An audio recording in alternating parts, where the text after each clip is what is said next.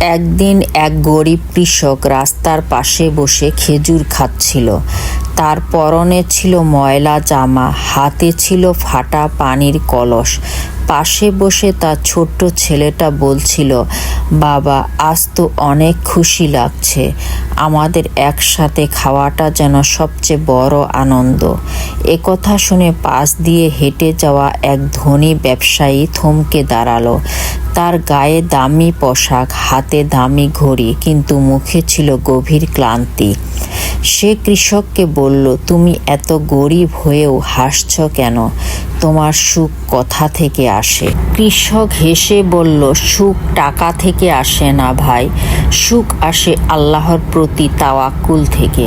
আমি যা পাই তাতেই শুকরিয়া আদায় করি। এটাই আমার শান্তি, এটাই আমার সুখ। ব্যবসায়ী স্তব্ধ হয়ে গেল। হয়তো সেই প্রথমবার সে বুঝল, সুখ আসলে বাহ্যিক জিনিসে নেই। যাদের অন্তরে আল্লাহর প্রতি ভালোবাসা, তাওয়াক্কুল আর তুষ্টি আছে, তারাই প্রকৃত সুখী।